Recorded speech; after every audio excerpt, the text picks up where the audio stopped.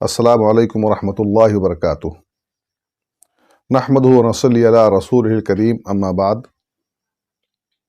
محترم سامعین،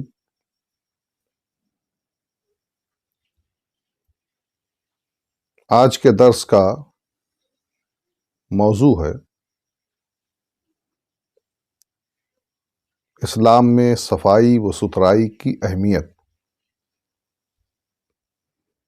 اللہ رب العالمین نے اپنی کتاب میں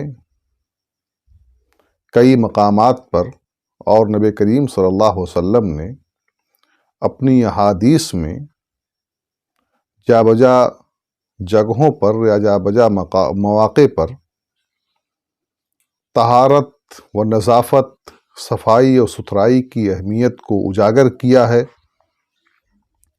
اور ایک مسلمان کو تعلیم دی ہے کہ اس کو اپنے ظاہری و باطنی ہر طرح سے اس کو صاف ستھرا ہونا چاہیے، کسی بھی قسم کی گندگی اور آلائش میں مبتلا نہیں ہونا چاہیے، خواہ وہ شرک و بدعات و خرافات کی آلائش و گندگی ہو، یا اس کے کپڑوں میں لگے ہوئے آلائش ہوں، گندگیاں ہوں۔ ہر قسم کی گندگی اور ہر قسم کی آلائش سے اس کو بچنے کی کوشش کرنی چاہیے۔ اللہ رب العالمین نے نبی کریم صلی اللہ علیہ وسلم کو جب نبی بنایا، دوسری وحی نازل ہوئی تو اللہ رب العالمین نے فرمایا وَثِيَابَكَ فَطَهِّرْ وَالرُّجْزَ فَاهْجُرْ، اپنے کپڑوں کو پاک و صاف رکھو اور بتوں کی گندگی سے کنارہ کش ہو جائیے، بتوں کی آلائش اور بتوں کی گندگی سے آپ بچتے رہیے۔ اللہ رب العالمین نے اپنے نبی کو یہ تعلیم دی کہ اپنے کپڑے کو بھی صاف ستھرا رکھیے اور اپنے عقیدے کو بھی درست کیجیے۔ اس لحاظ سے اللہ رب العالمین نے اپنے نبی کے ذریعے سے پوری امت کو تعلیم دی کہ ہمیں ظاہری اور باطنی ہر قسم کی گندگی سے بچنے کی کوشش کرنی چاہیے۔ نہ تو ہمیں شرک، بدعات و خرافات میں مبتلا ہونا چاہیے، اور نہ ہی ہمیں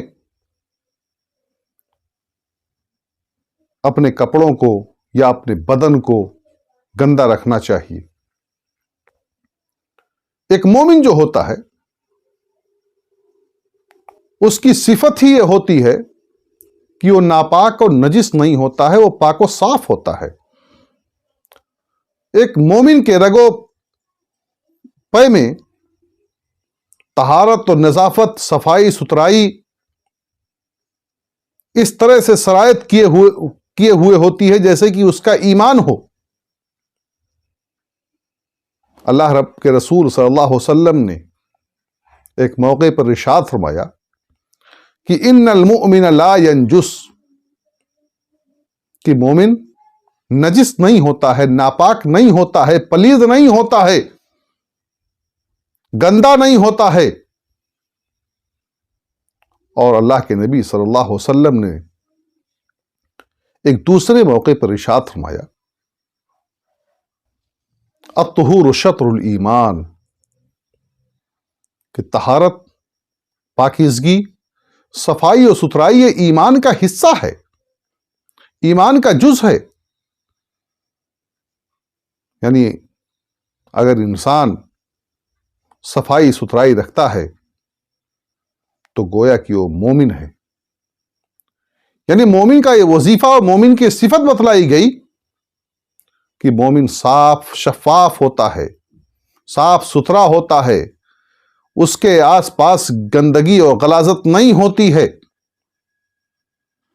اللہ رب العالمین نے قرآن مجید میں تعریف کی، ان اللہ یحب التوابین ویحب المتطہرین، کہ بے شک اللہ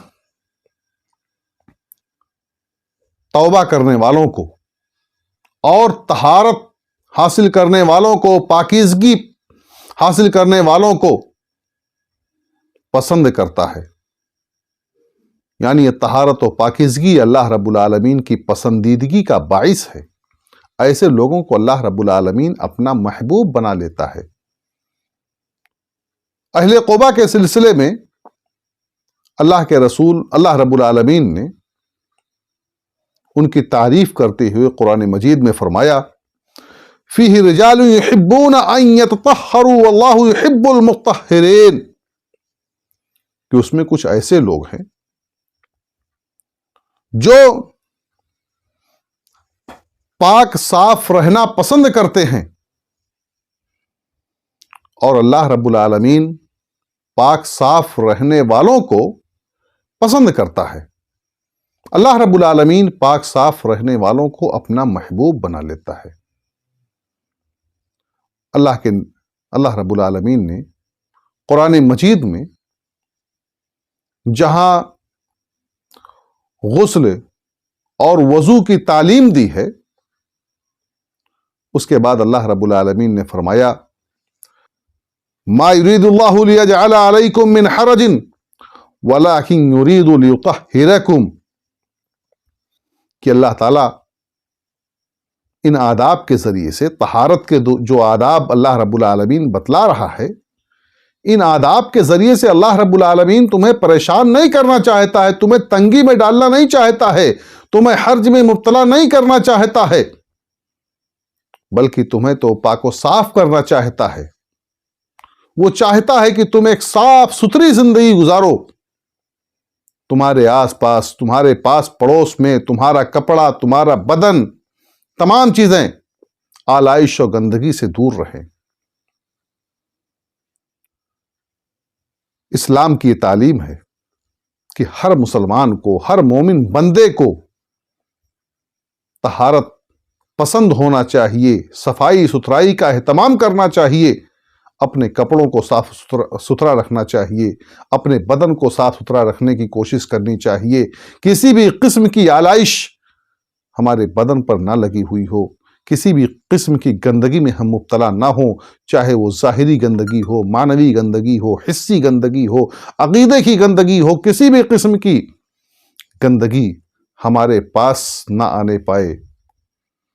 یہ ہم اللہ رب العالمین نے اور اس کے رسول صلی اللہ علیہ وسلم نے ہمیں اس کی تعلیم دی ہے، اس کا اہتمام کرنا چاہیے۔ اللہ کے نبی صلی اللہ علیہ وسلم ایک مرتبہ جا رہے تھے، راستے میں دو قبریں پڑیں۔ اللہ کے نبی صلی اللہ علیہ وسلم نے کہا کہ ان قبر والوں کو عذاب ہو رہا ہے، اور آپ صلی اللہ علیہ وسلم نے یہ بتایا کہ یہ قبر میں عذاب جو ان کو ہو رہا ہے، ان کو کسی بڑے گناہ کی وجہ سے ان کو یہ عذاب نہیں دیا جا رہا ہے، بلکہ انہیں جو عذاب ہو رہا ہے وہ ایک چھوٹے گناہ کے پاداش میں، جس کو لوگ چھوٹا سمجھتے ہیں، حالانکہ وہ چھوٹا نہیں ہے۔ اللہ کے رسول صلی اللہ علیہ وسلم نے کہا کہ ان کو جو عذاب دیا جا رہا ہے، ان میں سے ایک شخص پیشاب کے چھینٹوں سے بچتا نہیں تھا، اس لیے اسے عذاب دیا جا رہا ہے۔ میرے مسلمان بھائیوں، دوستوں، عزیزوں، آج ہمارے سماج اور معاشرے کا ناسور بن چکا ہے گندگی اور غلاظت۔ ہمارے کپڑے بھی بہت اچھے پانی پاک و صاف نہیں رہتے ہیں، اور ہمارا بدن بھی پاک و صاف نہیں رہتا ہے، ہمارا بستر بھی پاک و صاف نہیں رہتا ہے۔ یہ بہت بڑی ہماری بھول ہے اور بہت بڑی ہماری غفلت ہے۔ ایک مومن کو پاک صاف ہونا چاہیے، ایک مومن کو نہایت ہی نہایت ہی صاف ستھری زندگی گزارنے کی کوشش کرنی چاہیے، اور آج ہمارا بدن پاکی صفائی ستھرائی کا انتظار کرتا رہتا ہے، اور ہم ہیں کہ کبھی ٹھنڈی کے ڈر سے، کبھی کسی اور اندیشے سے، کبھی کسی اور خطرے سے، یا کبھی اس کا اہتمام نہیں کر پاتے ہیں۔ ہماری موت کب واقع ہو جائے کچھ پتہ نہیں ہے، کسی کو علم نہیں ہے۔ کہیں ایسا نہ ہو جائے کہ ہماری موت آ جائے اور ہم پلیدگی میں مبتلا رہیں، ناپاکی میں مبتلا رہیں، ناپاکی میں ملوث رہیں، اور ہماری موت ایسی حالت میں آ جائے۔ اس لیے مسلمانوں، ہمیں کوشش کرنی چاہیے کہ ہم خود بھی صاف ستھرا رہیں، اور اپنے پاس پڑوس کو، اپنے بال بچوں کو، اپنے گھر والوں کو صفائی ستھرائی کی تعلیم دیں۔ ٹھنڈی کا زمانہ آ رہا ہے، ٹھنڈی کا موسم آ رہا ہے۔ اس ٹھنڈی کے موسم میں بہت سارے لوگ صفائی ستھرائی ڈھنگ سے نہیں کر پاتے ہیں۔ ایسے لوگوں کے لیے ہمارا پیغام ہے کہ ایسے لوگوں کو جس طرح سے شریعت نے تعلیم دی ہے، شریعت کی تعلیم کے مطابق صفائی ستھرائی کا خیال کرنا چاہیے۔ اگر کوئی پریشانی اور کوئی دقت ہے، آپ پانی کا استعمال نہیں کر سکتے ہیں، تو پھر آپ کے لیے وہ سارے احکام ہیں، تیمم کے احکام ہیں۔ انشاءاللہ اگلے کسی درس میں آپ کو سارے احکام بتائے جائیں گے۔ اللہ رب العالمین ہمیں صفائی ستھرائی کا اختیار کرنے والا بنا دے۔ اللہ رب العالمین ہماری ذات کو صاف ستھرا رکھنے والا بنا دے۔ اللہ رب العالمین ہمیں اس بات کی توفیق دے دے کہ ہم خود بھی صاف ستھرے رہیں اور دوسروں کو بھی اس کی تعلیم دیں۔